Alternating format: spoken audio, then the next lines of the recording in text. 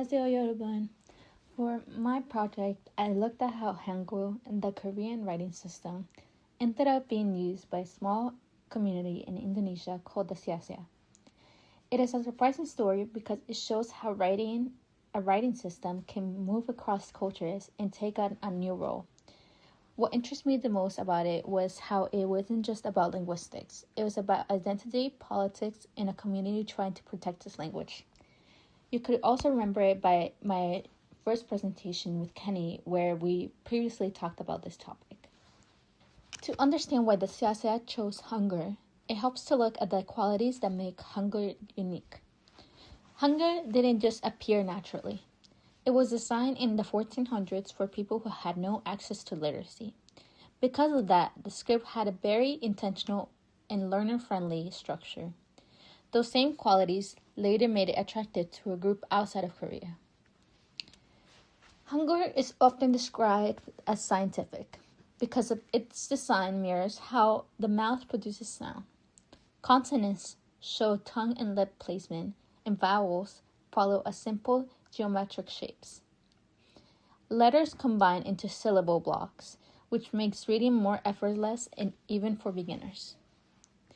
This matters for the Siasia because a predictable system like Hangul makes it easier to map new sounds. The community didn't need complicated symbols or a long learning curve. They could see how the script worked almost immediately, and that practically set the stage for adoption. Knowing how Hangul works explains why the Siasia saw potential in it, especially when their own language was facing pressure. The Siasia language existed mostly in speech, and younger generations were shifted towards Indonesian language because of the national policy in schooling. Without a writing system, it was harder to teach the language or keep it visible in the public life. Hangul offered a way to write Siasia accurately. It fit their phonology better than Roman letters, and it gave the community a concrete tool for preserving their language. Having script also gave their language legitimacy, something they felt was missing. Once the community recognized that Hangul could help them, the next step was bringing the system into everyday use. The project started in 2009, when Korean linguists visited Bao Bao and showed how Hangul could represent the Siasia sounds clearly. The local government supported it right away. They introduced Hangul classes in schools, printed teaching materials, and even added Hangul to some of the street signs. At first, the project grew quickly. The novelty of the partnership brought by the positive attention to Bao Bao, and many students were excited to write their language for the first time. But the reasons behind the project went deeper than just trying out a new alphabet. They were tied to Indonesia's political landscape.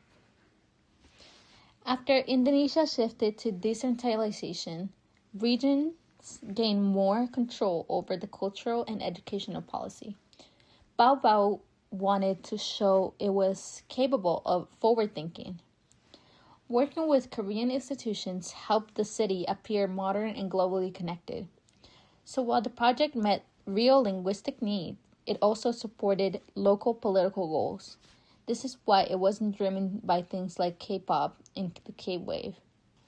It was regional development strategy shaped by local priorities and identity. Even with strong motivation, the project faced challenges that made the long-term success difficult. The biggest issue was sustainability. There was only one formally trained Hangul teacher, and their funding was eventually stopped. Korean organizations involved in the project disagreed internally, and when the Bao Bao elected a new mayor, political support weakened.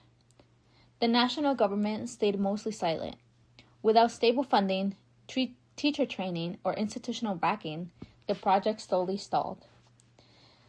As Crystal argues, language survival needs long-term structures, not just enthusiasm. Still, even though the project didn't really last, it left us with useful lessons. This case shows that writing systems carry more than just sounds. They carry identity, visibility, and power. Hangul worked extremely well as a technical tool for the Siasia, but linguistic success wasn't enough. Language survival depends on political, economic, and educational support. Even so, the Siasia decision to use Hangul show creativity and determination. It proves that communities can look outside of traditional options to protect languages, especially theirs. So, I do have one question. I'm a little confused about the connection between the Jia people and the Bao that you mentioned later in the slide. I was a little confused about how they were connected. So yeah, let me clear it up for you. So Baobao is basically the city where most Siasia people live. Is like their home base. The Siasia are the main of the local groups in the city. So that's why Baobao is tied to the language project. So can you clear up if the Indonesian government was in support of this project or objecting against this project? If so, why? So the Indonesian government, they didn't fully support it, but they didn't block it either. They were like unsure why the local Indonesian language was using a foreign script instead of like the Roman alphabet, which is tied to the national identity. But at the same time, the project was small and regional, so like national government mostly was like didn't really care or like didn't really see it as a threat, so they weren't as invested in it. Why did the project stop if it was famous? Like I explained in the slides, it stopped because the support behind it fell apart.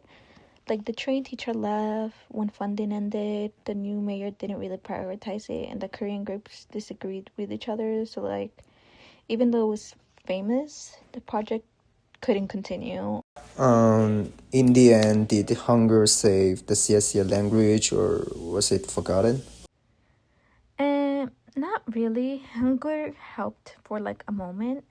It gave like the language visibility and some pride, but it showed that like the sounds could be written clearly, but saving the language long term obviously just needed more support and like continuing involvement. And the script itself wasn't the issue. The problem was like again just the main problem, that was the lack of like stable infrastructure. So Hangul did help the Siasia language, but it couldn't save the language on its own.